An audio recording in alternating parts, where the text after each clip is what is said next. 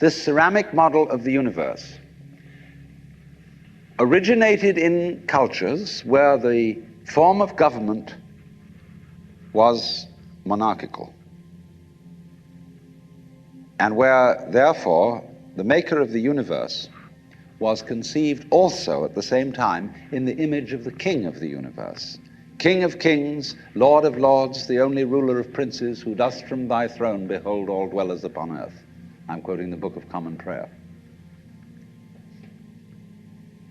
And so all those people who are oriented to the universe in that way feel related to basic reality as a subject to a king.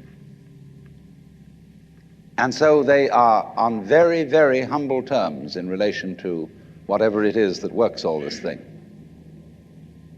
I find it odd in the United States that people who are citizens of a republic have a monarchical theory of the universe,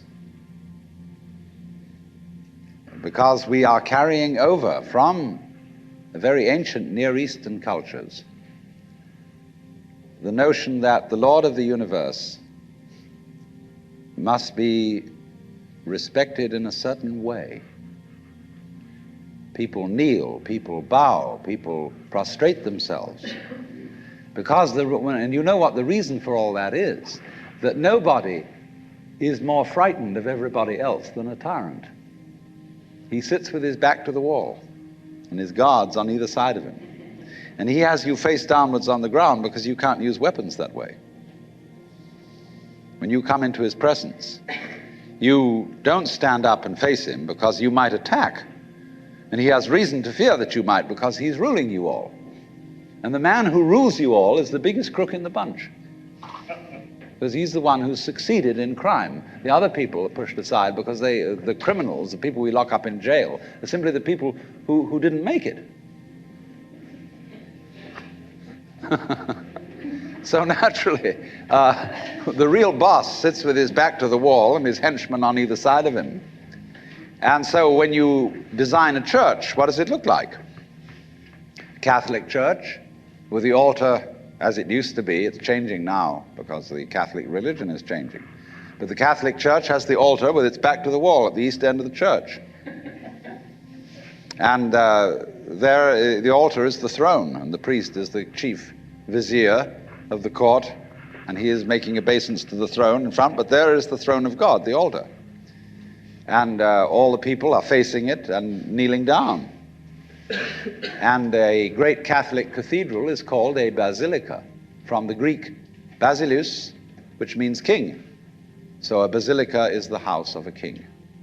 And the ritual of the Catholic Church is based on the court rituals of Byzantium. A Protestant church is a little different, but basically the same. The furniture of a Protestant church is based on a judicial courthouse. The pulpit. The judge in an American court wears a black robe. He wears exactly the same dress as a Protestant minister. And everybody sits in these boxes. Like there's a jury box, there's a box for the judge, there's a box for this, a box for that, and those are the pews in an ordinary kind of colonial type Protestant church. So both these kinds of churches, which have an autocratic view of the nature of the universe, decorate themselves, are architecturally constructed in accordance with political images of the universe. One is the king and the other is the judge, Your Honor. There's sense in this. When in court you have to refer to the judge as Your Honor, it stops the people engaged in litigation from losing their tempers and getting rude.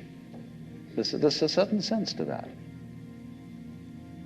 But when you want to apply that image to the universe itself, to the very nature of life, it has limitations.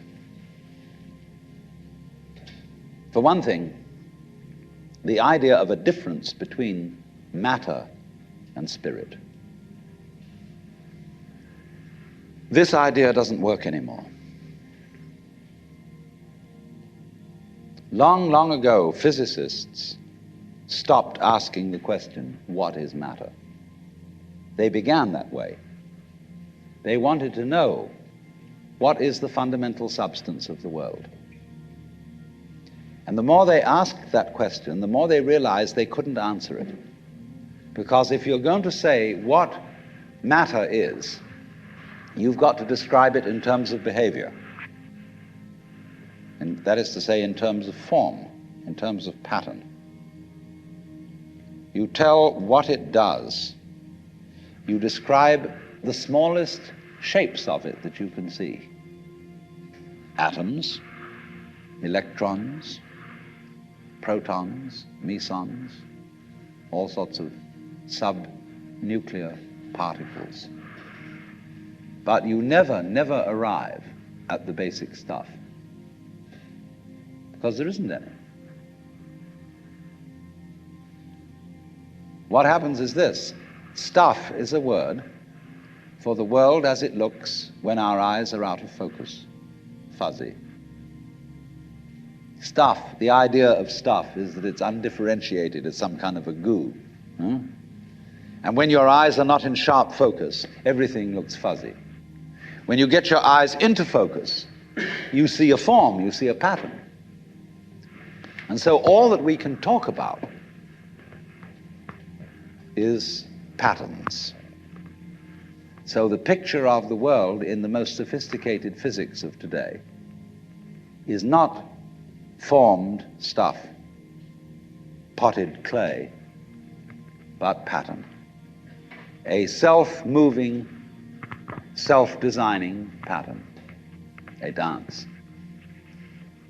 And we haven't yet, our common sense as individuals hasn't yet caught up with this.